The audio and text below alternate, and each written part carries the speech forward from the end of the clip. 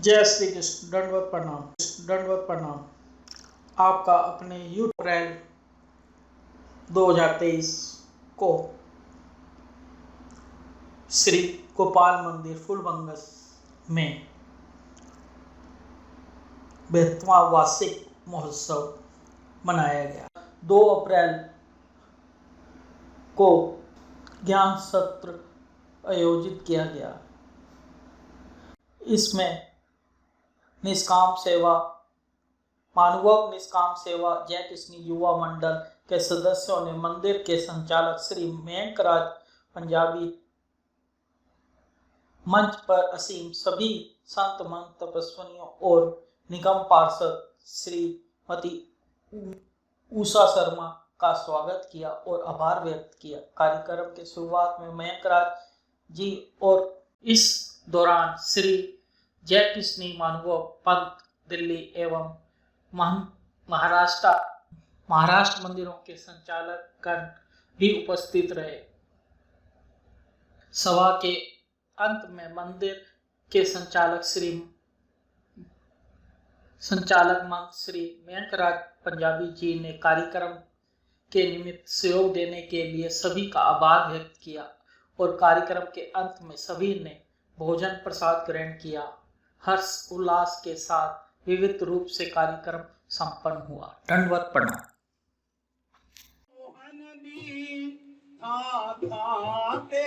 चुकाया नहीं जानता ये सिर है अमानत मोहन जी खाते चुकाया ये दिल है अमानत मोहन जी खाते लगाया नहीं जानता ये दिल है अमानत मोहन जी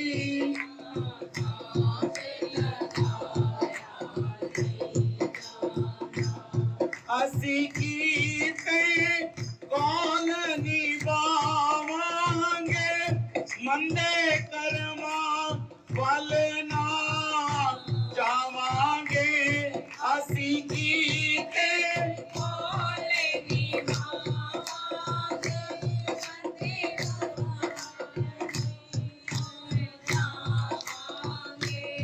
असी शाम नू अपने मनावांगे सबको जगत मनाया नहीं जानता ये दिल है अमानत मोहन जी खाते लगा। इसलिए हमारा परमात्मा के चरणों में दृढ़ विश्वास होना चाहिए। तो विश्वास कैसा होना चाहिए? ये नहीं कि भगवान जब तक हमारे काम करें तब तक तो रहे विश्वास, और जब भगवान कहें कि जा बेटा अब तेरे को मेरी जरूरत नहीं, मेरे को तेरी जरूरत नहीं, तो हमारा विश्वास डामाडोल हो जाए। भगवान हमारे साधन दाता प्रभु श्री चक्रधर महाराज एक बार नागदेव को कहते हैं, नागदेव जाओ यहां से चले जाओ। अब नागदेव जो हैं वो भगवान के अत्यंत प्रिय भक्त हैं, जिन्हों कहते हैं ना बहुत ही प्यारा, बहुत प्यारे भक्त हैं वो।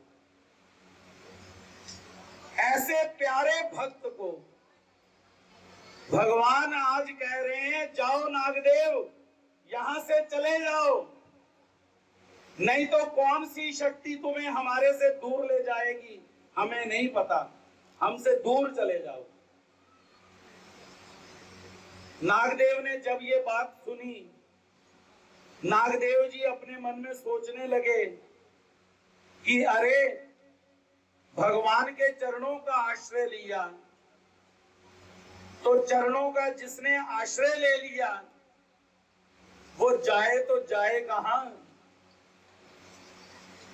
वो जाए तो जाए कहां? बार एक मन ने कहा कि चलो घर चलते हैं, छठो फिर महात्मा गिरी करना की है, प्रभु तो रख दे नहीं पे। लेकिन दूसरे मन ने कहा कि अरे नहीं, घर जाओगे तो वहां अनिष्ट है, घर जाओगे तो वहां पर पाप और पुण्य के कर्म में फिर बंधन है। तो मन ने सोचा चलो फिर चलते हैं दादोस की ओर। जैसे ही दादोस की ओर सोचा तो दूसरे मन ने कहा कि नहीं, दादोस के पास भी नहीं जाना, क्योंकि दादोस के पास जाओगे तो वो अपनी पूजा करवाता है, भगवान की पूजा तो करने नहीं देता।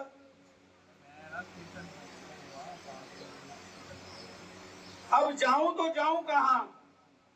तीसरे मन ने कहा कि चलो, अगर श्री चक्रधर महाराज कह रहे हैं कि हमारे से दूर हो जाओ, तो क्यों ना मैं श्री गोविंद प्रभु महाराज के पास ही चला जाता हूं।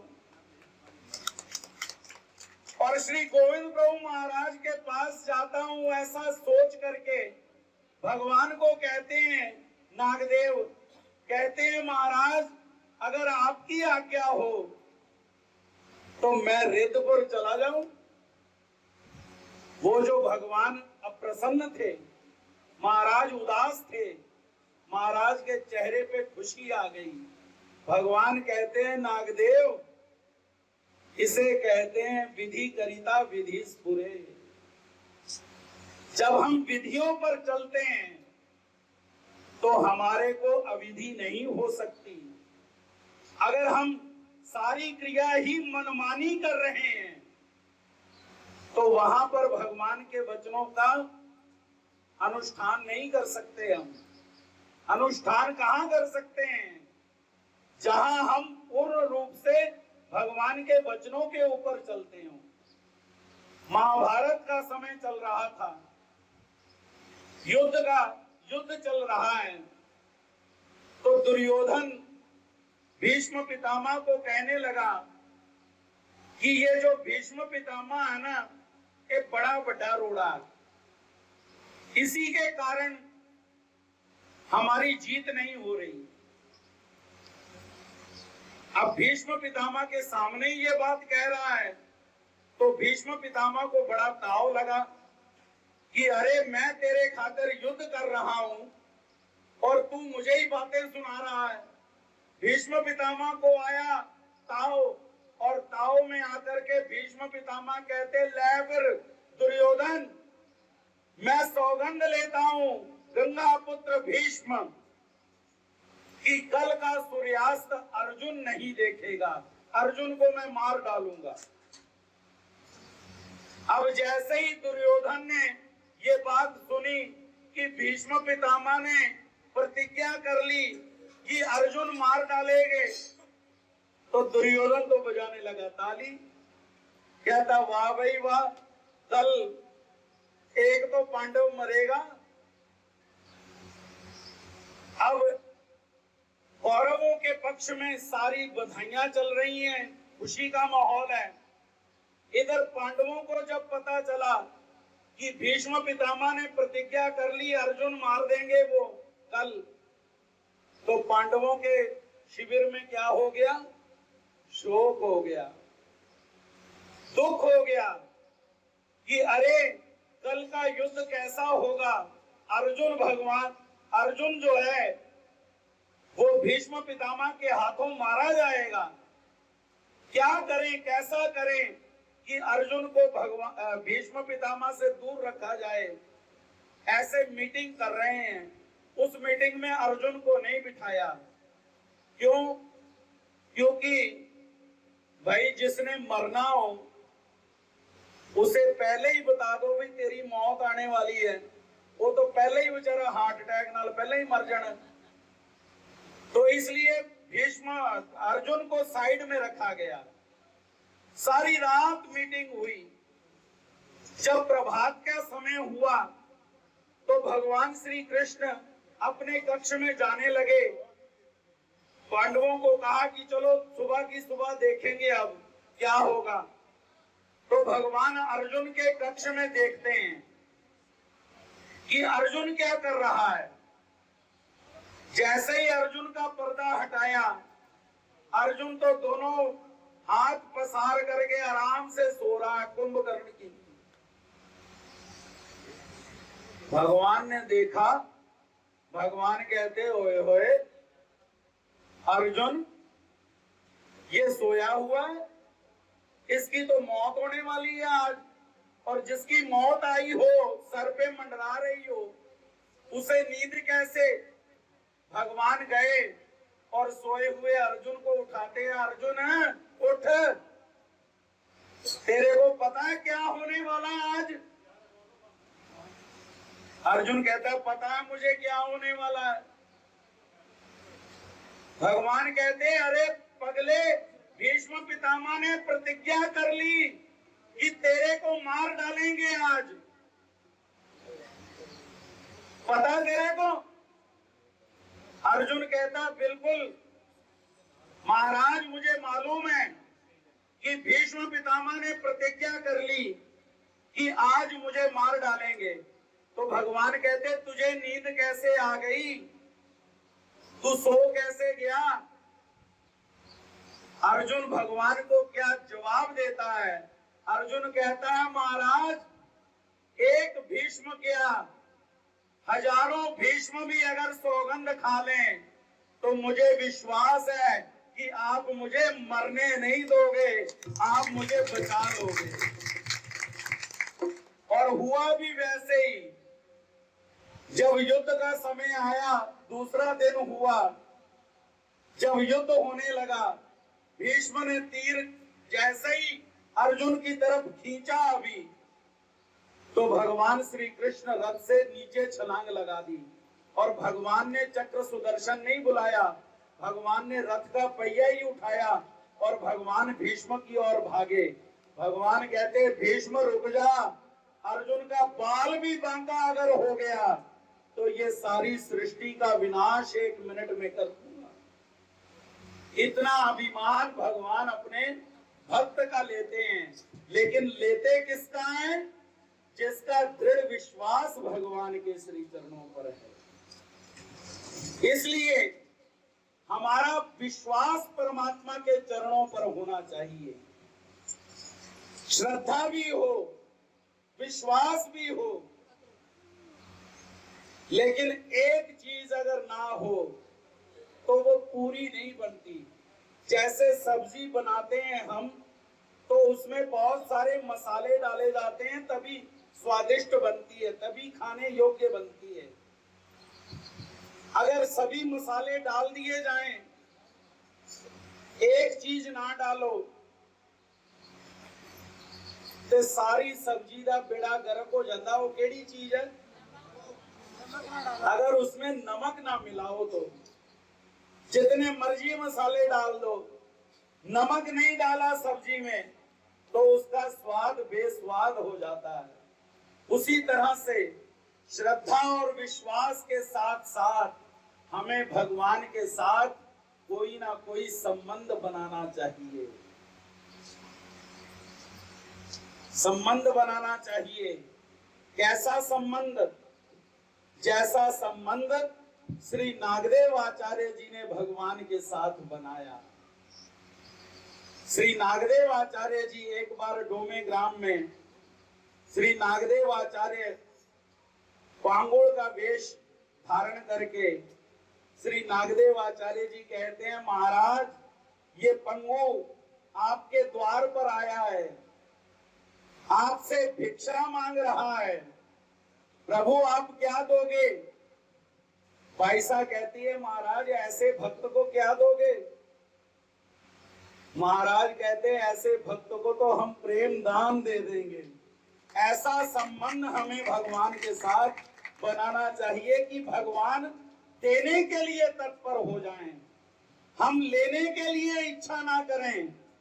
भगवान देने के लिए जबरदस्ती, एक पिता होता है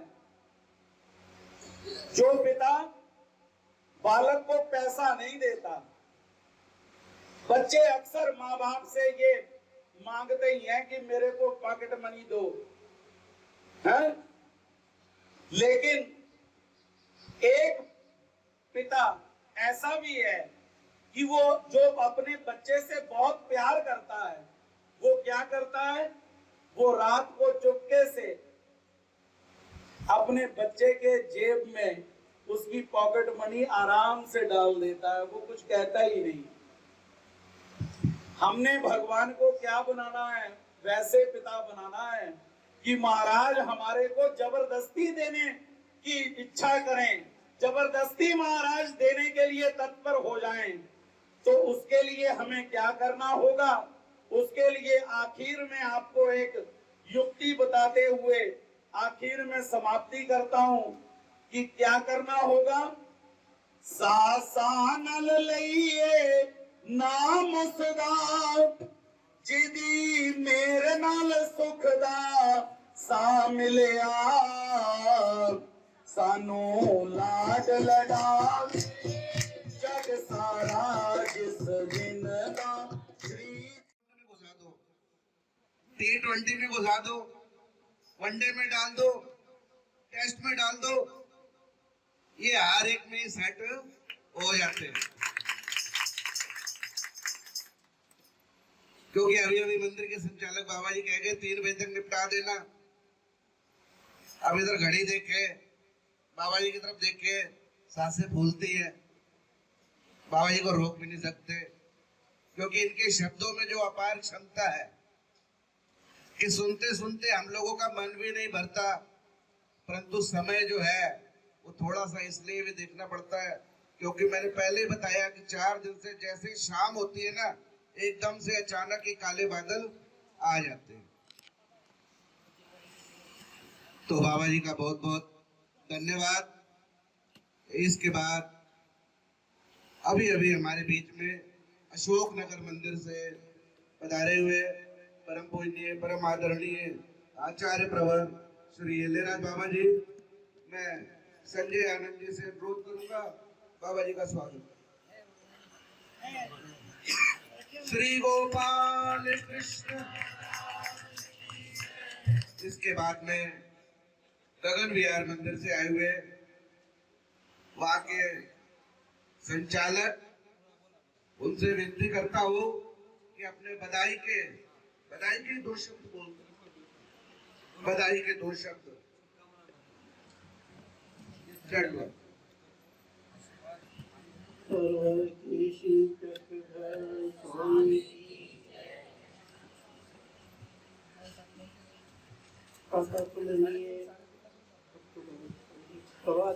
रुके भी हम नहीं है।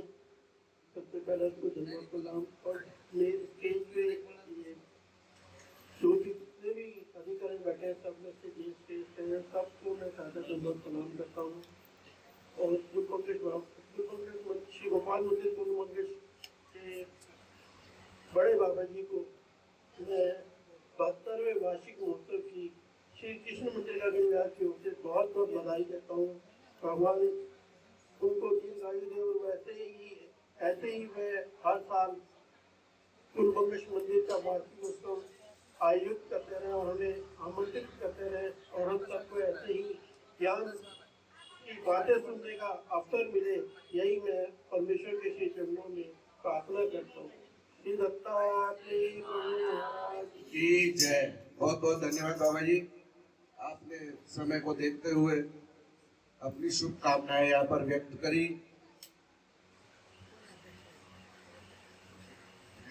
अभी थोड़ा सा 5 मिनट में आपके लूंगा।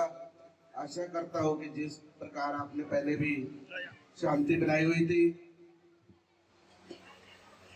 मैं खड़ा इसलिए हो गया हूं क्योंकि जो मेरी सीट है वो बिल्कुल साइड में है, बीच में पंखे भी है, व्यवधान। कहते हैं ऊंची दुकान फीके पकवान। कभी क्या होता है कि आजकल आप देखते हैं टीवी के ऊपर चैनलों के माध्यम से प्रवचनों की भरमार भी इस कदर है कि यदि आप किसी भी यानी एनी टाइम, परंतु थोड़ा सा भाई ये जो आज ये नींबू पानी रोक तो, इतनी कोई गर्मी नहीं है, बस सिर्फ 5 मिनट और लेने आपके, क्योंकि ये जो है ना ये डिस्टरबेंस ये काम खराब करती है। अभी मेरे से जो पूर्व वक्ता बाबा जी, उन्होंने इतना सुंदर बतलाया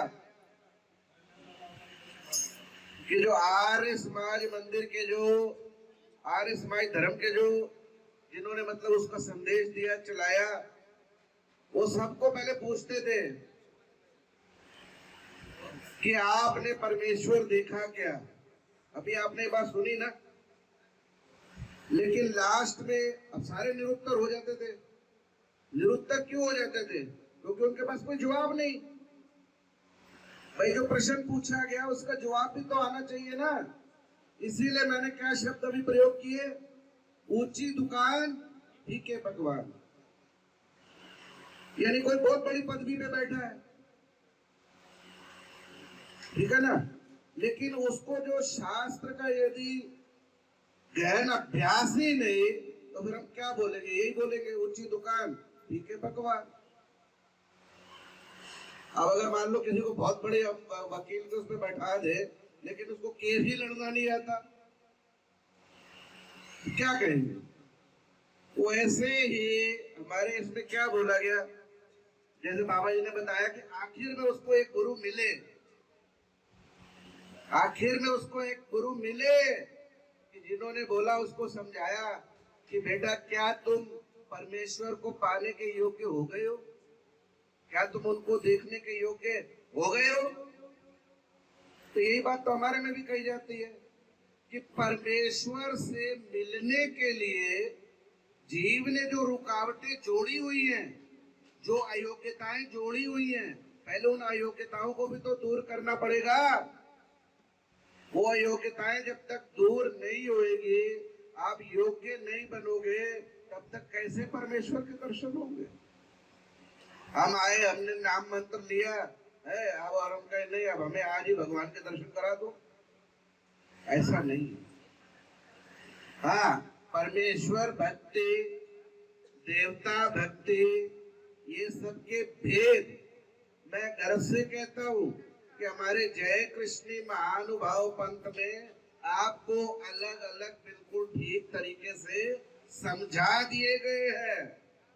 और ये हमारा जय कृष्णी महानुभाव पंथ परमेश्वर की भक्ति की ओर आपको अग्रसर करता है। इस बात को आप मानते हैं कि हमारे इसमें अनन्य भक्ति के बारे में बतलाया गया है। अनन्य का मतलब आप समझे कि जिसमें अन्य का समावेश नहीं है, एक भाव से परमेश्वर की भक्ति करो। वो पंच कृष्ण बतला दिए गए आपको, कृष्ण शब्द जोड़ करके पंच कृष्ण आपको बतला दिए गए हैं कि वो पंच कृष्णों की आपने अनन्य भाव से उपासना करनी है। थोड़ी सी एक आपको कथा के माध्यम से कि अनन्य भाव की भक्ति का यदि आप उपयोग करते हैं तो परमेश्वर तक कैसे पहुंचेंगे। त्रेता युग की बात है, मुचकुंद राजा था, बहुत भक्ति भाव वाला था। क्योंकि आप कभी भी सुनिए तो जितने भी पहले राजा हो गए सबके बारे में कहते हैं बहुत धार्मिक था, बहुत ज्ञानी था। कोई ऐसा प्रसंग आएगा कि जब हम कहेंगे कि नहीं वो राजा अच्छा नहीं था, बहुत कम। तो मुचकुंद राजा बहुत ही धार्मिक विचारों का था, भक्ति भाव में तल्लीन रहता था। जब उसकी कुछ अवस्था वृद्धापकाल की ओर बढ़े तो उसने अपना सब राजपाट दूसरे के हैंड ओवर करके जंगल में पहुंच गया। जैसे हमारे में भी कहा जाता है कि भाई 56 की जो तुम्हारी दशा है ये 56 जानी नहीं चाहिए, यानी एक 56 तक की लिमिट बांध दी है कि इसके अंदर अंदर हो सके तो भाई गृहस्थ आश्रम का त्याग करो। सभी में बतलाते हैं, इन लोगों में भी बतलाते हैं, उनके इसमें भी बतलाए गए हैं कि 4 जो है तुम्हारे ये है, तो लास्ट वाला क्या है कि जंगल की ओर प्रयाण कर जाओ, इस संसार को त्यागो। विचारधाराएं प्राचीन चलती आ रही है। तो अब वो राजा बहुत ज्ञानी था, कहता है कि भैया मुझे ये छोड़ना चाहिए। उसने संतों से एक चीज सुन रखी थी, ध्यान से सुनना। क्या क्या सुन रखा था कि भाई मुझे मोक्ष चाहिए। समझ रहे हो आप? क्या चाहिए? जोर से बोलो, मोक्ष। तो इसका उल्लेख हमारे श्री चक्रधर महाराज जी ने भी किया है कि मोक्ष, आत्यंतिक मोक्ष यानी क्या कि जन्म मरण के चक्कर से वो छूट जाए, 84 के फेरों से मुक्त हो जाए। नहीं तो हम लोग मोक्ष की अपने मन से व्याख्या बना देते हैं। क्या करते हैं, कोई गुजर गया तो हम कहते हैं मोक्ष हो गया, मोक्ष को पा गया। अरे मोक्ष को कहाँ पा गया, अभी पता नहीं उसको कौन से फल में जाना है। चतुर्विधा जो ये भ्रमण है ये हमारे साथ लगे हुए हैं, मोक्ष कहाँ मिलने वाला है। तो वो राजा को इतनी समझ थी, कहता मुझे वो आत्यंतिक मोक्ष चाहिए कि मैं दोबारा धरती पर ना आऊं, जन्म मरण के फेरों में ना पड़ूं। और वो अपना जंगल में जाकर के तपस्या कर रहा है मोक्ष के लिए। अब वो शिव जी का बड़ा प्रखर भक्त था, शिव जी की उपासना करता था।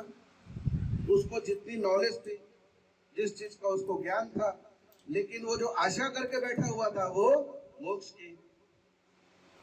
अब उसने वहां पर इतनी तपस्या करी कि साक्षात शिव जी को आकर के उसको दर्शन देने पड़े। कहते भाई आंखें खोलो और अपना मनचाहा वरदान मांग लो। क्योंकि देवता भक्ति हो चाहे परमेश्वर भक्ति हो, दोनों में एक साम्यता है कि जब वो पूरी हो जाती है तो उसको आकर के सामने आकर के वो जीव की इच्छा पूरी करनी पड़ती है। अब मुचकुंद राजा हाथ जोड़ करके कहता है कि प्रभु मुझे मोक्ष चाहिए, ऐसा मोक्ष कि मेरा जन्म मरण के चक्कर से ये मेरा खत्म हो जाए। अब शिव जी ने वो अपना हाथ जो है पीछे कर लिया। क्यों कि हमारे ब्रह्म विद्या शास्त्र में बतलाया गया है कि ये जो चीज है ये सिर्फ एक परमेश्वर ही ये काम कर सकते हैं, मोक्ष देने का काम। देवताओं के बस में ये काम नहीं है। उन्होंने तरह तरह के प्रलोभन दिए कि भाई तुम ये ले लो, फलाना ले लो, चाहो तो मेरा कैलाश जहाँ मैं बैठता हूँ वही ले लो। वो राजा कहता मुझे ये सब, क्योंकि ये तो सब मैं देख करके आया हूँ, सब भोग भोग के आया हूँ। जिसने सब भोग भोग लिए, जिसने सब देख लिया, वो कहता है इसमें कुछ नहीं रखा, और जिसको नहीं मिला वो उसके पीछे लगा पड़ा है। तो यानी कि जब उसके हाथ में ही नहीं है वो चीज, वो कैसे देगा। एक साधारण सा अफसर प्रधानमंत्री का काम कैसे करेगा। हाथ जोड़ दिए, कहते भाई ये तो मेरे बस में नहीं है, परंतु मैं खाली हाथ भी नहीं जा सकता, तो मैं तुम्हें मोक्ष का उपाय बता देता हूँ। ठीक है भाई, मोक्ष का उपाय बता दो, ये भी बढ़िया बात है। कहते अभी इसके बाद में त्रेता युग के बाद में द्वापर युग लगेगा, और उस द्वापर युग में बहुत सुंदर सर्व कला संपन्न श्री कृष्ण चंद्र भगवान जी का अवतार होगा, वो आपको मोक्ष देंगे। कहते ये बात तो बहुत बढ़िया है कि भगवान जी मुझे मोक्ष देंगे, लेकिन मुझे ये बताओ कि अभी ये त्रेता युग खत्म होगा, फिर द्वापर युग शुरू होगा, और उसके अंदर वो श्री कृष्ण भगवान जी का अवतार होगा, वो मुझे मोक्ष देंगे। लेकिन ये जो बीच का पीरियड है, जो इतने लाख साल जो बीच में बीतेंगे, वो मैं कहाँ बिताऊंगा। क्योंकि जो मर्यादा है, जो प्रकृति ने बांध रखी है, जो मेरा शरीर है, ये भी अभी अवस्था के हिसाब से क्या होगा, जर्जर होगा, बुढ़ापा आएगा ना, जवानी के बाद बुढ़ापा आता ही है, सबको पता ही है। गोडे कमदे ने नीचे बैठा नहीं जाता। तो कई लोग तो हमने ये भी देख लिए कि जब बहुत ज्यादा दुखी हो जाते तो क्या कहते हैं, गुरुजी उन हाथ जोड़ो, असलियत तो प्रस्थान करिए, क्योंकि उनसे वो दुख सहा नहीं जाता। तो फिर वो मुचकुंद राजा कहता है, फिर मैं कहाँ पे रहूंगा, मेरी वो व्यवस्था भी तो कीजिए, क्योंकि वरदान मिल गया तो मैं मरूंगा भी नहीं। तो शिव जी कहते हैं, ठीक है, मैं तुम्हारी वो व्यवस्था भी करता हूँ, तुम्हें मैं गुफा के अंदर सुला दूंगा, तुम वहां सोते रहना। और पंजाबी में क्या कहावत है, सोया मोया एक बराबर। सवेरे ही उठते हो आप, तो बीच में क्या हुआ पता थोड़ा चलता है, 2 घंटे 4 घंटे 6 घंटे। उसको ये वरदान दे करके गुफा के अंदर सुला दिया। और सुलाने से पूर्व क्या कहते हैं कि जो सबसे पहले तेरी नींद भंग करेगा, तो जिसको सबसे पहले देखेगा वो तो वही जगह पर ही भस्म हो जाएगा, और दूसरी बारी जिसको देखेगा वो तुझे मोक्ष देगी। ऐसा कहकर सुला दिया। अब समय निकल गया, त्रेता युग निकल गया, द्वापर युग लग गया, श्री कृष्ण भगवान जी का अवतार हुआ। इनकी तो आपने बाल लीलाएं पढ़ी है, विस्तार नहीं दूंगा, कथा को विस्तार नहीं दूंगा। श्री कृष्ण भगवान जी के पीछे बचपन से ही, छोटी अवस्था से ही राक्षस लगे हुए थे। कभी कोई मारने आ रहा है, कभी कोई मारने आ रहा है, परंतु सब खाली हाथ जाते थे। ऐसे एक इनका दुश्मन था जरासंध, और अपनी आंखें मलते मलते उस राक्षस को देखा।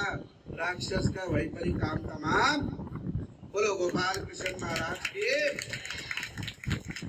क्योंकि उसकी आंखों में इतनी दिव्यता आ गई थी, इतना तेज आ गया था कि जो कईयों लाखों सालों से बंद थी, तो क्या उसकी लाइट पड़ती बजेगा सामने वाला। और एक उसको वैसा ही वरदान था, उसने वैसे मरना भी नहीं था राक्षस ने। कई बातें एक साथ मिल गई। यानी इसके अंदर ये ज्ञान छुपा हुआ है कि जिस भी इंद्रिय का आप उपयोग दिमाग से सोच करके भली भांति लेते हैं, कम लेते हैं, तो वो इंद्रिय आपके लिए ज्यादा काम करेगी। आप हमेशा ही उसको टीवी में लगा के रखोगे, मोबाइल में। अभी चश्मे क्यों बढ़ गए? क्योंकि बच्चे हमेशा ही मोबाइल, छोटेपन से।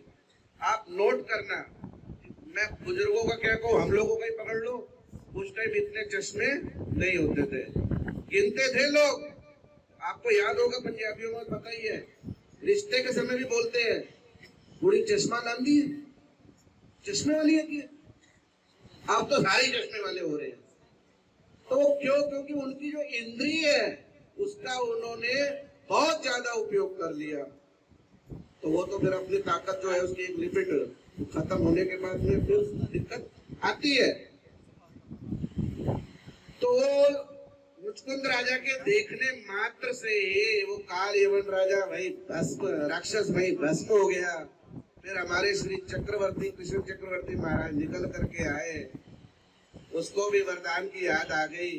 मुचकुंद राजा ने हाथ जोड़े, अपने वरदान के लिए बोला। भगवान श्री कृष्ण चंद्र जी ने उसको वो मोक्ष का वरदान दिया। तो कहने का मतलब क्या है कि परमेश्वर के अवतार के सिवाय मोक्ष कोई भी नहीं दे सकता। ये हमारा जय कृष्ण सिद्धांत है कि आपको इसने परमेश्वर भक्ति में जोड़ करके रखा हुआ है। आपने एक अनन्य भाव से ये उपासना करते रहनी है। और ये हमारे जो जय कृष्ण मंदिर है, जिनके माध्यम से आपको ये गुरुजनों के जो सत्संग के दर्शन होते हैं, श्रवण करने को मिलता है, तो ये बड़ा आपका अहोभाग्य है। क्या कहा गया है? एक घड़ी आधे घड़े आदि से पुनियाद, तुलसी संगत साधु की कटे कोटि अपराध। तुलसी संगत साधु की घटे कोटि अपराध। तो मैं इस मंगलमय अवसर पर यहाँ के मंदिर के संचालक परम पूजनीय परम आदरणीय आचार्य प्रवर महंत श्री मायराज बाबा जी, इनको बहुत बहुत बधाई देता हूँ कि ऐसे ही भगवान इनके हाथ से ये सेवा लेता रहे। क्योंकि अभी पीछे गाजियाबाद में भी ये जिक्र छिड़ा था कि दिल्ली के प्राचीन मंदिरों में जो पुरातन मंदिर है उसमें फुल बंगलश का मंदिर अग्रगण्य है कि 72 वर्षों में तो हम मनुष्य अपने बचपना जवानी शादी होकर के सब कुछ देख करके अगले लोक में पहुंचने की तैयारी में हो जाता है। और इस मंदिर को यहाँ पर अच्छे यहाँ तक पहुंचा दिया। हर वर्ष हम लोग कभी कभी हिम्मत हार जाते हैं कि नहीं भाई इस साल नहीं हो पाएगा, क्योंकि ये करना कोई आसान नहीं है, बहुत भागा दौड़ी करनी पड़ती है। और बाबा जी अभी भी इतनी हिम्मत रख रहे हैं कि ये हर वर्ष, मुझे लगता है कि कोई भी साल इन्होंने मिस नहीं किया। हर साल ये ऐसे अच्छी तरीके से, जगह का इतना कम होने के बावजूद भी सबको बड़े प्रेम से बुलाते हैं, संगत भी आती है, गुरुजन भी आते हैं। तो ये तो इनकी वो जो है हिम्मत की भाई दाद देनी पड़ेगी। बाबा जी के लिए भी एक बार जोर से तो मैं इनको बहुत बहुत श्री कृष्ण मंदिर राजापुरी की तरफ से बधाई देता हूँ।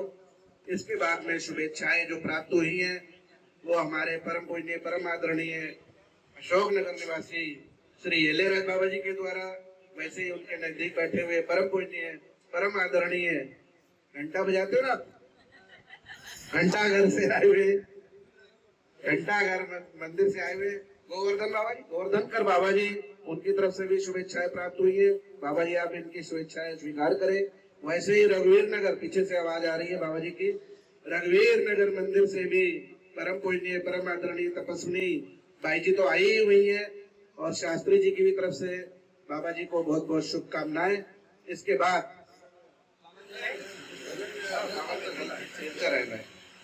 अभी अभी हमारे बीच में जिन्होंने स्थान ग्रहण किया है परम पूजनीय आदरणीय घंटा घर निवासी श्री बाबा जी संजय आनंद जी, आप इनका स्वागत कीजिए, नहीं तो ये हमारा घंटा बजा देंगे। श्री चक्रधर स्वामी की। इसके बाद मंद मंद मुस्कुराते हुए हमारे एक युवा, जो कि हमारे धर्म के लिए बड़ी एक, देखिए इतनी छोटी उम्र में ही इतनी बड़ी पदवी जिनको प्राप्त हुई है, गाजियाबाद निवासी परम पूजनीय परम आदरणीय कवीश्वर रामनाथ श्री जामोदेकर बाबा जी, इनसे मैं विनती करता हूँ कि बाबा जी आप भी यहाँ पर अपना होने का एहसास दिलाइए, सभी जनता को एहसास कराइए, और आप अपने यहाँ पर प्रवचन रखें। धन्यवाद बाबा जी।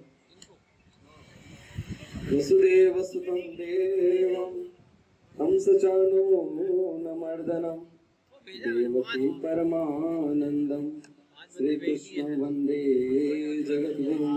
सर्वज्ञ श्री चक्रधर स्वामी की जय। श्री गोपाल मंदिर फुलबंगश का 72वां वार्षिक संत सम्मेलन और 73 वर्ष में मंदिर का पदार्पण, इसके निमित्त रखी हुई आज की ये धर्म सभा, जिसमें कि महाराष्ट्र अजिंठा से उपस्थित हुए परम आदरणीय परम श्रद्धेय उपाध्याय आमनाय आचार्य प्रवर श्री बड़े बाबा जी प्रथम पुष्प के रूप में, जिन्होंने आप सभी को साराईसा से लेकर के आचार्य श्री नागदेव जी तक और भक्त की विशेषता से भक्त की श्रद्धा तक जो आपको पहुंचा तक गए, ऐसे परम आदरणीय परम श्रद्धेय फगवाड़ा निवासी और श्री क्षेत्र पंचालेश्वर आश्रम के संचालक आदरणीय श्रद्धेय महंत श्री बाबा जी, गगन विहार मंदिर, उत्तम नगर मंदिर और दिल्ली अशोक नगर मंदिर के संचालक त्रिमूर्ति यहाँ पर उपस्थित है। उन सभी को सादर नमन, दंडवत प्रणाम। उपस्थित आप सभी संत महंत एवं सशक्त सद्भक्त,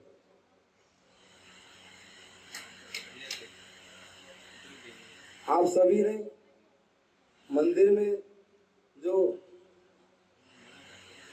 देव पूजा रखी हुई है, जो आज बाबा जी ने देव पूजा हम सभी को उपलब्ध करवाई है, वह देव पूजा आपने हमने सभी ने की है।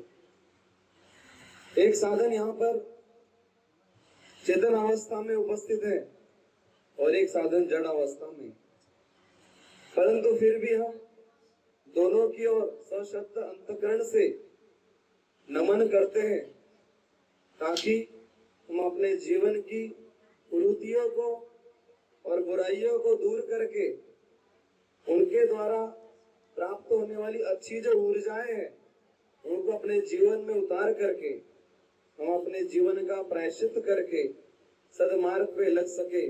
इसलिए कार्यक्रम के अंतर्गत हमें आदि अनेक प्रकार से लाभ हम प्राप्त करने के इच्छुक हेतु रूप यहाँ पर एकीभूत हुए और यह सब कार्य आदरणीय श्री इस मंदिर के संचालक श्रद्धेय श्री बाबा जी की देख रेख में उनके उचित मार्गदर्शन से संपन्न होने जा रहा है।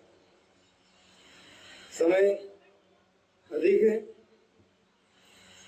श्री गोपाल मंदिर अर्जुन नगर गाजियाबाद का वर्ष 2024 में फरवरी 3 और 4 को 74वां वार्षिक अधिवेशन मनाया जाएगा और 24-25 फरवरी 2024 को ही श्री गोपाल मंदिर न्यू राजा पार्क आदर्श नगर जयपुर राजस्थान का 40वां अधिवेशन हम सभी लोग मनाने जा रहे हैं।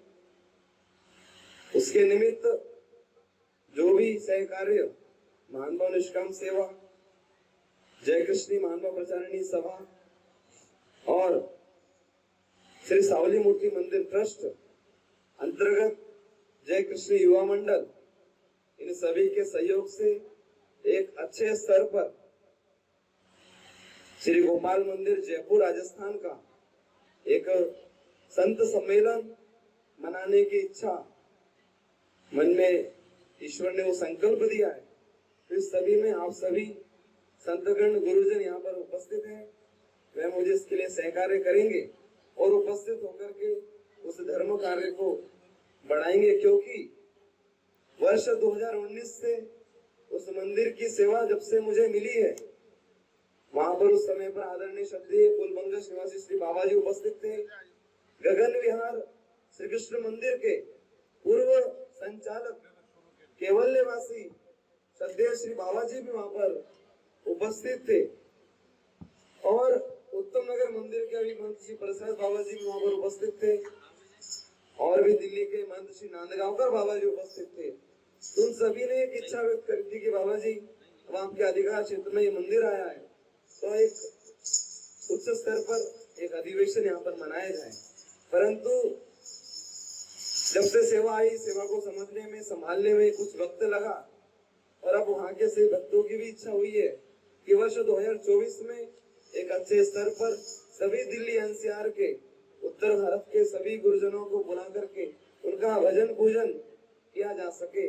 इस प्रकार की रूप में आपको अभी से ही वो सूचना दे दी गई है ताकि आप सभी सूचना को ध्यान रखें और वर्ष 2024 में हम सभी राजस्थान के भूमि में भगवान श्री जगदीश स्वामी जी का निरूपित जो ब्रह्म ज्ञान है वह वहाँ की जनमानस तक पहुँचा सके। इसलिए आदरणीय श्री बाबा जी का शुभ चिंतन सदैव बना रहेगा, क्योंकि आदरणीय श्री बाबा जी के सहयोग से मैं इस प्रतिष्ठा तक पहुंच पाया हूँ।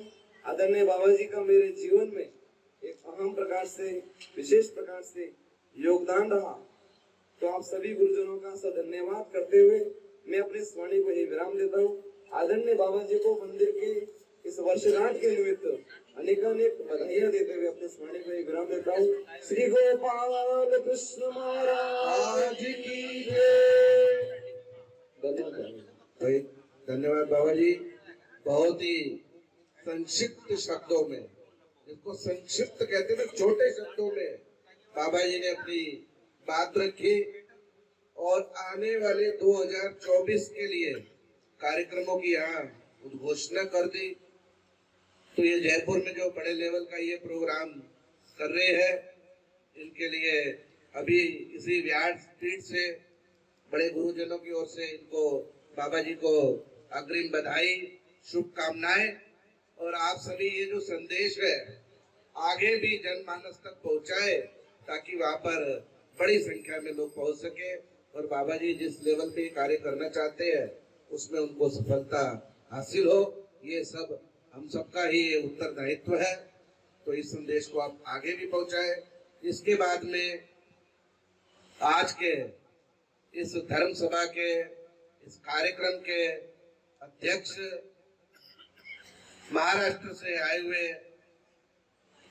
परम पूजनीय, परम आदरणीय मेधाचार्य श्री बाबा जी, जिनके वचनों को सुनने के लिए अभी आपने बैठे ही रहना है, बिल्कुल भी हलचल नहीं करनी है, क्योंकि अभी कोई सभा समाप्त नहीं हुई है। आपने बिल्कुल शांत मन से बाबा जी के एक एक शब्दों को ध्यान से सुनना है। तो बाबा जी धन्यवाद।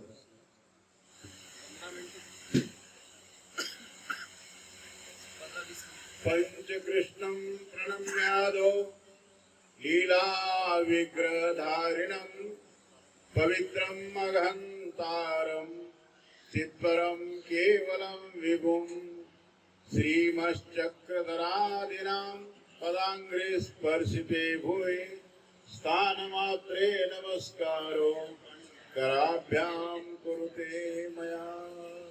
श्री गोपाल कृष्ण महाराज की जय।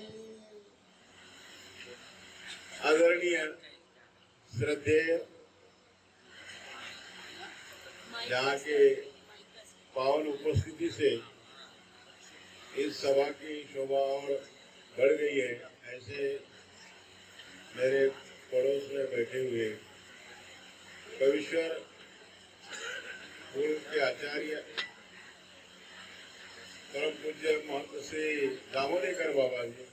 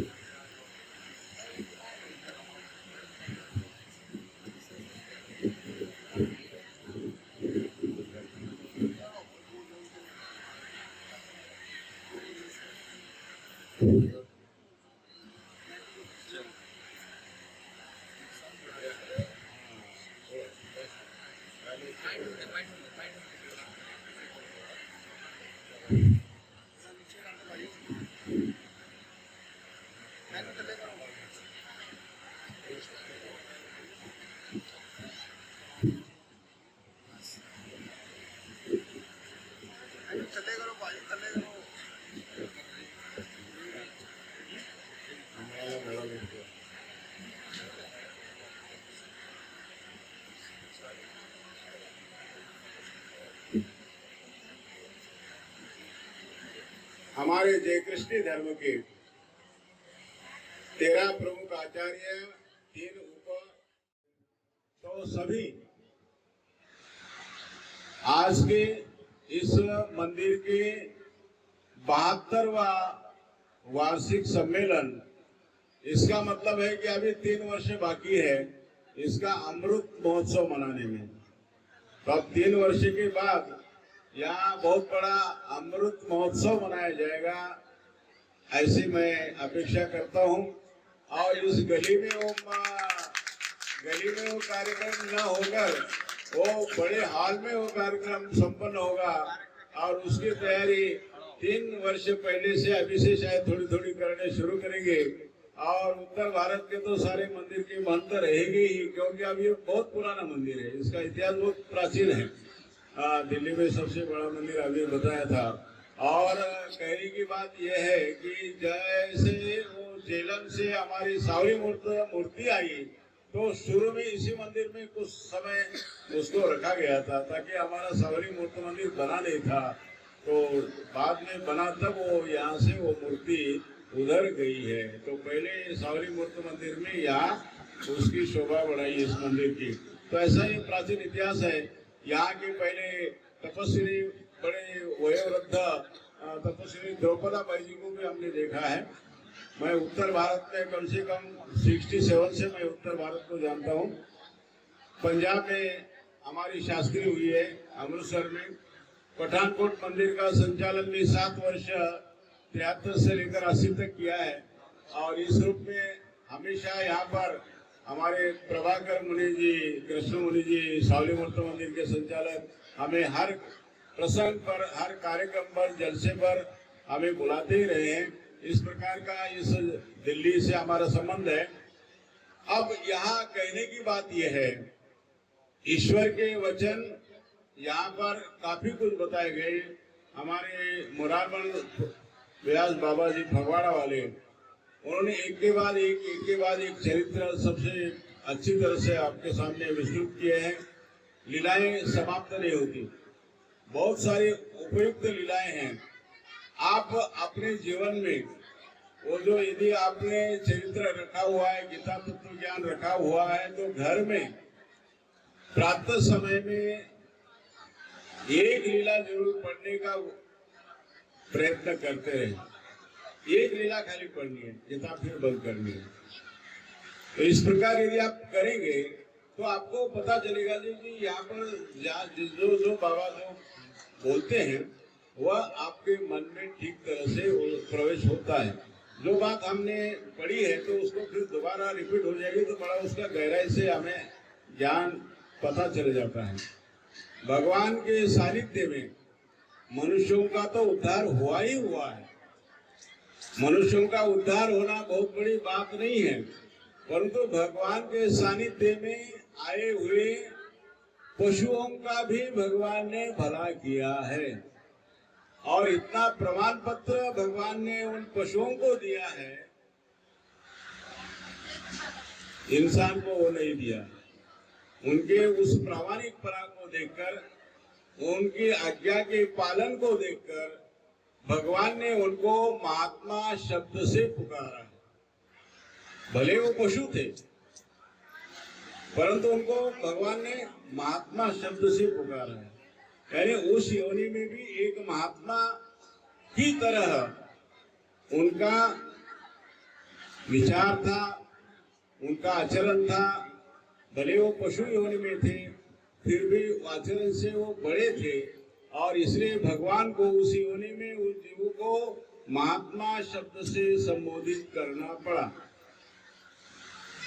अब बहुत सारे चरित्र है, उदाहरण के रूप में विस्तार से मैं नहीं जाता। हमारे ससा रक्षण का चरित्र है। भगवान ने उस खरगोश को, कि उसको भी महात्मा शब्द से, उस भगवान को पहचान कर उनके पास गोद में आकर बैठ गया। उसको क्या, कौन सा अभ्यास था, भगवान की कोई क्या जानकारी थी? उसके पीछे लगे हुए वो भी इंसान ही थे, सामने बैठा हुआ वो भी इंसान की शक्ल का था, परंतु वो इंसान जान लेने के लिए तुले थे और सामने वाला इंसान जान बचाने के लिए बैठा था।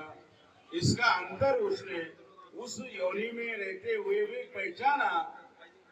ये सबसे बड़ी बात, हम मनुष्य होकर भी अभी भी हम भगवान को नहीं पहचान रहे। इसी बात को हमारे बोधराज बाबा जी ने, हमारे फगवाड़ा के बाबा जी ने समझाया कि मनुष्य होकर भी हम कम से कम परमेश्वर को तो पहचाने। एक इंटरव्यू आया था विदेशी लेडीज का व्हाट्सएप पर, उसको पूछा कि आप विदेश में रहते हुए इतने ऊंचे पद पर आप सर्विस करती है वगैरह वगैरह, तो आप श्री कृष्ण की भक्ति क्यों कर रही है? देवी देवताओं को छोड़कर श्री कृष्ण में आपको क्या नजर आया? हालांकि वो जय कृष्ण थी नहीं, परंतु उसने जवाब जय कृष्ण वाला दिया जो हम देते हैं। हमेशा हम जो बात करते हैं, महात्मा लोग जो बात आपको समझाते हैं, वो जवाब उसने दिया है। विदेश में रहने वाली एजुकेटेड लेडीज, पढ़ी लिखी, हाई एजुकेशन जिसका है, स्तर ऊंचा है, वो भी प्रश्न जब पूछा कि आप श्री कृष्ण की भक्ति क्यों करती है, देवताओं की भक्ति क्यों आपने छोड़ दी, तो वो जवाब देती है कि मैंने गीता का अध्ययन किया है और गीता के अध्ययन से मुझे ये पता चला कि भगवान ने जो वचन कहे हुए वो सर्वतोपरि है। और जिस भगवान ने ये कहा कि मैं अहम आदि देवानाम महर्षि नाम तो सर्वशः, मैं सब देवलोगों का आदि हूँ, सबसे पहले मैं हूँ। मत परतरम नान्य किंचित अस्ति धनंजय, हे अर्जुन, मेरे से श्रेष्ठ कोई नहीं है। ये वचन वो लेडी बता रही है। देवान देव यंती मद्भक्ता यंती मामुखी, देवताओं के भक्त देवताओं की तरफ जाते हैं और मेरे भक्त मेरी तरफ आते हैं। अब जब इतना ज्ञान गीता में बताया गया है तो मुझे लल्लू पंजों के पीछे जाने की क्या जरूरत है?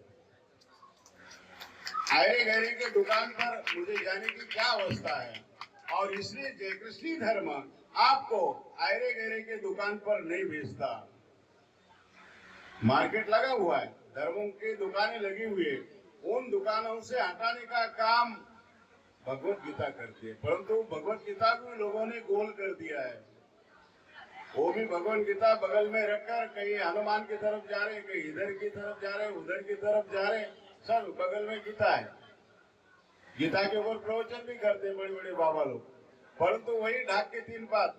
सोमवार आ गया शिव जी की तरफ जा रहे, शनिवार आ गया शनि की तरफ जा रहे, मंगलवार आ गया देवता की तरफ जा रहे, किसी को नहीं छोड़ते। वो भी कम पड़े तो मरे हुए बाबा लोगों के मजार पर भी जाते हैं। इतने तो हमारी बेबसी है, क्योंकि हमारा एक खूंटा नहीं है। अब ये दिल्ली में पशु घूमते हैं ना, इधर भी बैठे उधर भी बैठे उधर भी बैठे, अब तो है या नहीं है पता नहीं, गवर्नमेंट ने क्रम किए होंगे। उन पशुओं को कोई खूंटा नहीं है, किसके दरवाजे पर जाओ उनको छोड़ दिया है, जहाँ भी जाए खाओ बैठो। वो अवस्था हमारी हो गई। हमारा एक खूंटा नहीं है। भगवान ने कहा पशु भी चरता है और शाम को खूंटे पर आता है। वैसे इंसान ने भले संसार में आप चले, परंतु उसका एक खूंटा, एक इष्ट, एक आराध्य का होना बहुत जरूरी है। आपको अपने माँ बाप ने एक पति के हवाले कर दिया है। अब पति को छोड़कर आप 10 घरों में नहीं जा सकते, फिर आपकी इज्जत नहीं, आपसे कोई मतलब रिश्ता कोई नहीं करेगा। तो शरीर के साथ इतने नियम लगा दिए हैं, तो आत्मा के साथ कितने नियम होंगे? और वही नियम भगवत गीता में भगवान ने कहे हैं। और इसलिए जय कृष्ण पंथ आपको आगाज करता है, सचेत करता है, जागृत करता है। हम निंदा नहीं करते, देवताओं की निंदा नहीं करनी है। देवता एक दुनिया का कारोबार चलाने के लिए भगवान ने कर्मचारी वर्ग रखा हुआ है, उनका अपना अपना अस्तित्व, अपना अपना दायरा है। हमने उसकी निंदा भी नहीं करनी, हमने उसकी स्तुति भी नहीं करनी, बल्कि हमारा जो रास्ता है वह रास्ता ईश्वर की तरफ का होना चाहिए। देवताओं की तरफ जाने का हमारा रास्ता नहीं होना चाहिए। इस भाव को लेकर आप चलते हैं तो आपके अनेक जन्म संस्कृति स्तुतो यति परम गति, और इस प्रकार की परम गति को आप एक दिन प्राप्त हो जाएंगे।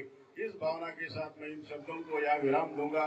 बहुत समय हुआ, मन में तो होता है बहुत सारी बातें कहे, परंतु समय को देखकर हमारे बाबा जी ने बहुत सारा पहले समय ले लिया। उनके वो स्टेशन गाड़ी रुकती नहीं थी, फास्ट गाड़ी एक्सप्रेस गाड़ी थी, और उसमें छोटे स्टेशन नहीं मिलती थी। तो कहने का भाव है कि आप भी हम जो है कि आपकी ज्यादा तकलीफ नहीं देखना चाहते हैं, क्योंकि घरों में जाना है। सवेरे सावली मुहूर्त गए, फिर यहाँ आए, और यहाँ से घर का भी तो ख्याल आता ही है ना। और इस रूप में जो भी है, यहाँ से जो प्रसाद ज्ञान का प्रसाद मिला है वो अपने अपने घर लेकर जाए। बच्चों के ऊपर वैसे अधिकार डाले। कहने का भाव थोड़ी सी मैं बात करूंगा कि बच्चों को नाम देना बहुत जरूरी है, उसमें आनाकानी नहीं करना। बच्चे अभी से नामधारक बनेंगे तो बुढ़ापे में आपकी सेवा करेंगे, नहीं तो फिर आपको वृद्धाश्रम में भेजने की तैयारी करेंगे। देखो आपको क्या करना है। तो इसलिए बच्चों को जागृत करना ये सबसे बड़ी बात है। दूसरी बात है कि अब ये माइक है और घर में वाइफ है, अब ये माइक तो जो बोला उसको आगे बढ़ाता है, परंतु घर की वाइफ जो है ना, वो मालक के शब्दों को आगे नहीं बढ़ाती, वो बीच में रोक देती है। बहुत सारे ऐसे, परंतु जिसकी माइक की तरह वाइफ है, आवाज को, पति की आवाज को बढ़ाती है, उसके आवाज का साथ देती है, तो वो घर अच्छी तरह से है। परंतु माइक एक कहे, वाइफ एक कहे, घर वाला एक कहे, तो घर वही रुक जाता है, वो आगे नहीं बढ़ता, उसकी निंदा होती है, रिश्तेदारों में उसको अच्छा नहीं समझा जाता। और जिस घर में एक विचार है तो वो घर आगे बढ़ता है। इस बात को भी आप लोगों ने ख्याल करना है, और इस रूप में ऐसे ही घर आपके शांत और सुसंस्कारित बने, ये भावना भगवान के चरणों में व्यक्त करके इन शब्दों को मैं विराम देता हूँ। और हमारे आदरणीय श्रद्धेय आचार्य श्री महाराज बाबा जी, उनके शब्दों में माय माय है। वैसे माया इकट्ठी करते नहीं है ज्यादा, वो छोड़ते हैं, परंतु माया उनके पास आ जाती है अपने आप। जब भी कोई बड़ा कार्यक्रम करना चाहे तो माया आ जाती है। नाम भी महाराज बाबा जी है उनका। हमारा वो जब बचपन इतने से जब से हम उनको देखते हैं, तो इस प्रकार उनका ही कार्य चलता रहे, ये मंदिर और फलता फूलता रहे। और आप भक्तजन भी, आपने घरों में इस धर्म को क्या है कि बगीचा फुलाए, उसकी सजावट हो, घर में पैर रखते ही ये लगे कि ये जय कृष्ण का घर है, ये श्रद्धा वालों का घर है। ये वो चौखट से शुरुआत होना चाहिए। घर का वातावरण, धर्म का वातावरण चौखट से नजर आएंगे, ये घर वाकई धार्मिक है। ऐसा होता है क्या? ऐसा परिवेश निर्मित आपने किए क्या? ये होनी बहुत आवश्यक है। और चीजों से हम घर को सजाते हैं, परंतु धार्मिक जो है वातावरण घरों में प्रवेश करते नजर आना चाहिए। छोटी सी बात है, ये घर में मैं प्रवेश किया, घर बड़ा शांत लगा, बहुत मतलब अच्छा लगा। मैंने पूछा कि भाई ये घर ऐसा शांत क्यों लग रहा है, तो उस माता ने एक बात बताई है। कह लगी घर जब बनने लगा उसके घर वाले नामधारक नहीं थे, परंतु नामधारकों के रिश्ते में थे, इसलिए वो जय कृष्ण को मानते थे। और वो लड़की जय कृष्ण घरों से उस घर में आई थी, और फिर उसने कहा कि ये घर की शुरुआत कल होने वाली थी, वो मिस्त्री आने वाला था। मैंने क्या कर दिया, सारी रात जाग कर एक ईंट के ऊपर श्री कृष्ण प्रसन्न लिखा, दूसरे ईंट के ऊपर दत्तात्रेय प्रसन्न, ऐसे पांचों अवतारों के 5 ईंटों के ऊपर मैंने प्रसन्न लिखा। सारी रात जाग कर सवेरे तक मैंने वो काम किया, और फिर सवेरे जब मिस्त्री आया, वो टोकरी में कह के 5 ईंटें रखकर वो मिस्त्री के पास ले गई मैं, और उसको कहा कि भाई ये ईंटें लगा दे। देखो ये होता है धर्म, ये होती है धर्म की व्याख्या। इस प्रकार धर्म हमारे सांसों में बसे, हमारे रग रग में बसे, तो वो फलता फूलता है। उस घर में जाते ही वो वातावरण ऐसा लगा, और पूछने पर उसने बताया ये इधर उधर की बात नहीं है, अभी मेहनत का ही घर है, जाकर आप देख सकते हैं। तो कहने का भाव कि इस प्रकार का धार्मिकता का वातावरण आपके भीतर होता है, तो परमेश्वर उनकी सहायता अवश्य करेंगे, और ऐसी सहायता आपकी होती रहे, ये भगवत चरणों में प्रार्थना करता हुआ इन शब्दों को मैं विराम देता हूँ। श्री गोपाल कृष्ण महाराज की जय, श्री दत्तात्रेय महाराज की जय। इसके बाद में सभी जो यहाँ पर आए हुए सम्माननीय गण, आचार्यगण, जिनको कि बाबा जी ने यहाँ पर बड़े प्रेम से आमंत्रण दे करके बुलाया, तो वो सभी गुरुजनों का आभार प्रदर्शन करेंगे।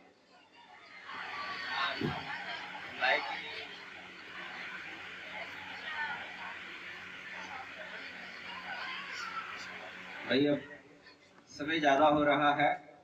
आए हुए हमारे इस वार्षिक उत्सव में सभी संत मानता, जिसमें सर्वप्रथम निमंत्रण मेरा गया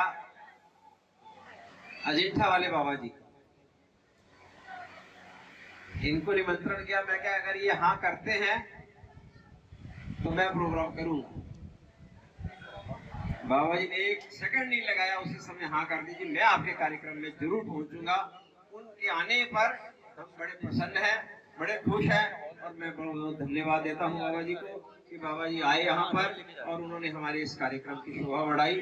बोलिए श्री कृष्णचंद्र भगवान की।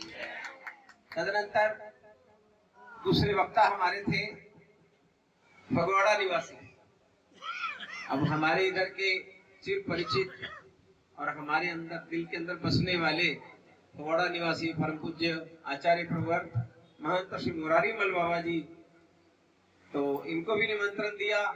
कह लगी मैं जरूर आऊंगा। इन्होंने कोई टस बस कोई कुछ नहीं, कोई बात नहीं, क्योंकि बहाना नहीं लगाया, फटाफट हाँ कर दी कि जब मैं जरूर पहुंचूंगा। तो मैं कहा भाई उसके साथ अब इनको निमंत्रण देने के बाद अब ये हमारी जो ये जो सभा है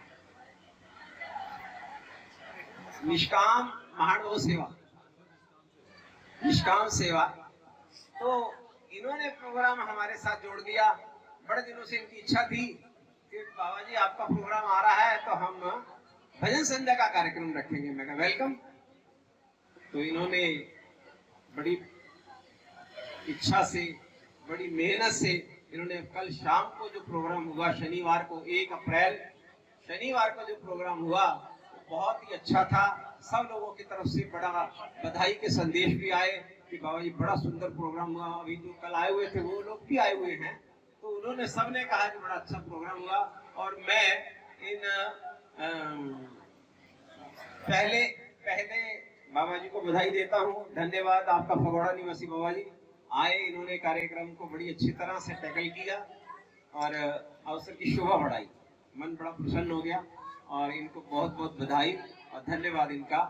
तो उसके साथ हमारे गाजियाबाद निवासी परम पूज्य आचार्य प्रवर बाबा जी, इनको भी हमने निमंत्रण दिया कि बाबा जी आप जरूर आना। इन्हीं के अवसर में जाके मैंने निमंत्रण दिया था, उसके बाद मेरी कोई बात नहीं हुई।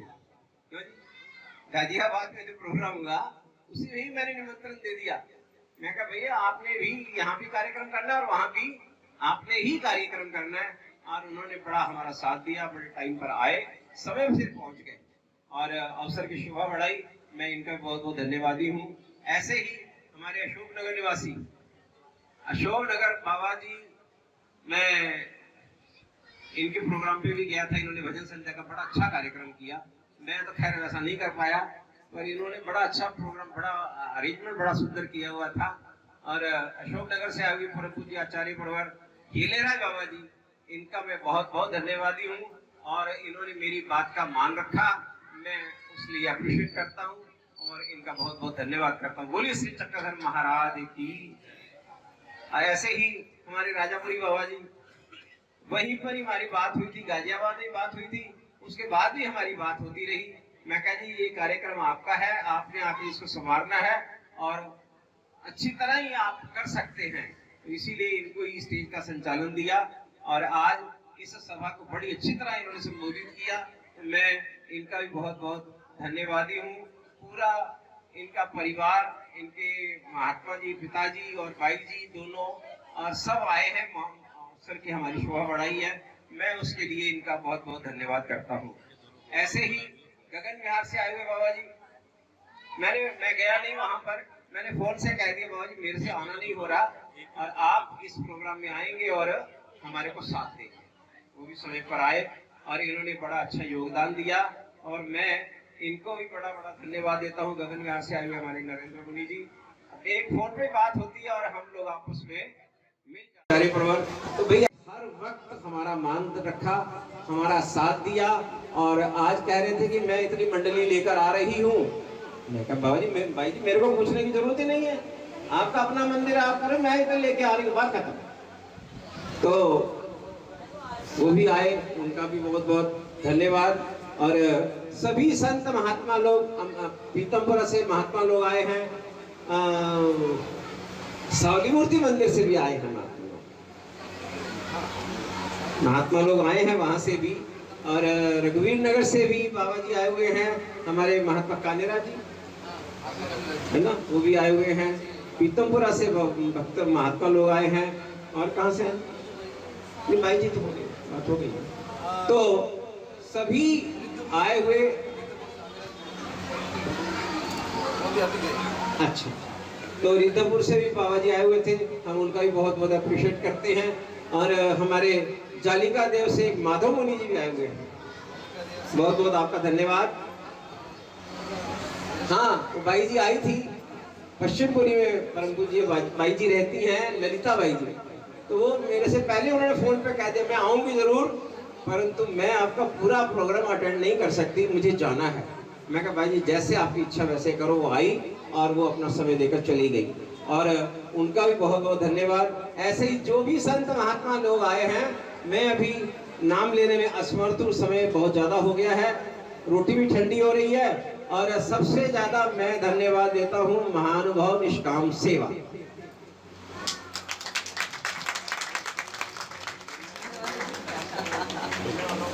इन्होंने बड़ा प्रयत्न किया, बहुत प्रचार किया उसका कि भाई गोपाल मंदिर के साथ हमारा भी सत्संग है, भजन संध्या है, आप सबने पहुंचना है। रात को भी बहुत भीड़ थी, बहुत लोग थे, यहाँ पर बैठने की जगह नहीं थी। हमने सारा सामान बाहर निकाल दिया, और इन्होंने बड़ा यत्न किया कि भाई प्रोग्राम में भी आना है और भजन संध्या को भी आपने अटेंड करना है। मैं इनका ही बड़ा बड़ा अप्रिशिएट करता हूँ। उसमें हमारे मेन मुखिया जो हैं वो हमारे संजय आनंद जी, टिंकू भागिया जी, और कौन है जी, चंद्र गुलाटी, हाँ ये हमारे जय श्री कृष्ण गांधी जी। तो इन्होंने सबने हमारा बहुत बहुत साथ दिया, मैं इन सबका धन्यवाद करता हूँ। बोलिए श्री कृष्णचंद्र भगवान की। अभी हमारे स्पीकर वाले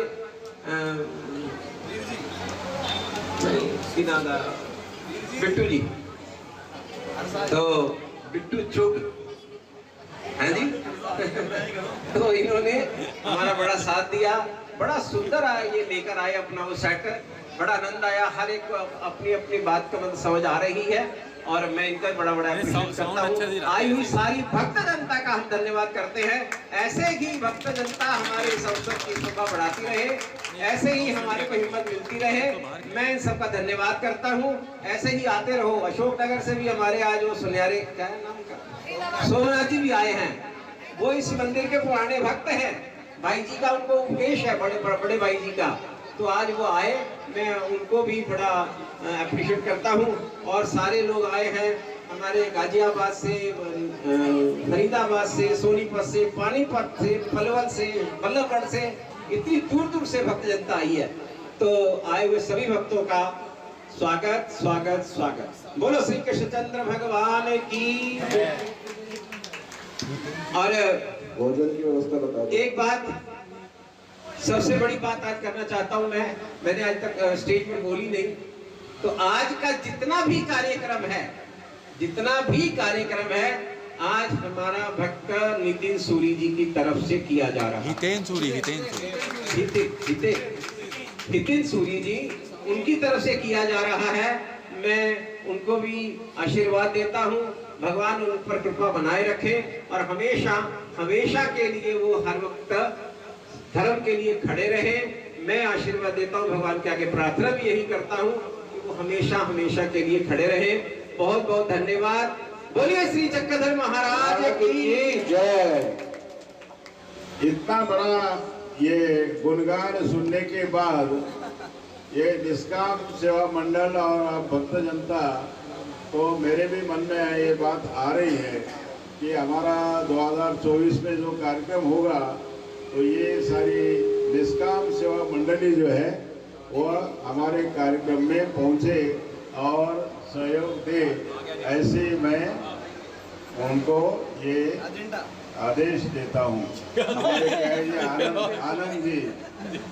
आनंद हो जाएगा। हमारे अजंता में पधारे आपके मंडली लेकर, तो फिर आपकी निष्काम सेवा का टाइटल बहुत सिद्ध हो जाएगा, ऐसा मैं आपको कहना चाहता हूँ। क्योंकि अभी बाबा जी ने बहुत बड़े आपके कहे कि विस्तार से बातें कही, तो मन में ये भाव आया कि चलो हम भी इनको कहे कि बुलाएं, निमंत्रित करें, महाराष्ट्र में तीर्थ यात्रा भी करें और हमारे कार्यक्रम की शोभा बढ़े। अभी तो तिथि निश्चित नहीं हुई है, परंतु 24 के आखिर में हमने सोचा है करने का। तो अभी उत्तर भारत की भी मंडलियों को निमंत्रण देंगे अलग अलग से, ऐसी कोई बात नहीं है। और हमारे मायरन बाबा तो आते हैं, और उन सबसे बड़ा जहाँ हमारे शुरुआत में दिया है जिसकी अभी बिल्डिंग खड़ी होगी तो उसके लिए भी उनका दान काम करता है। तो धन्यवाद। जैसे है संत महात्मा लोगों के लिए भोजन की व्यवस्था आगे को बढ़ाएंगे, क्योंकि वर्ष 2019 से उस मंदिर की सेवा जब से मुझे मिली है, वहाँ पर उस समय पर आदरणीय क्षत्रिय पूर्वंगा शिवाजी जी बाबा जी उपस्थित थे। गगन विहार श्री कृष्ण मंदिर के पूर्व संचालक केवल्यवासी सत्येंद्र सिंह बाबा जी भी उपस्थित थे।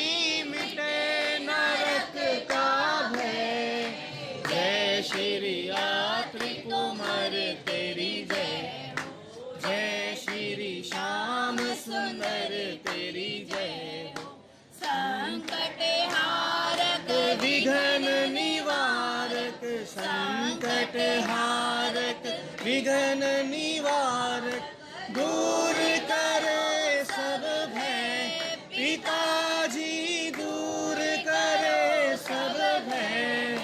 जय श्री यात्री कुमार तेरी जय हो, जय श्री श्याम सुंदर।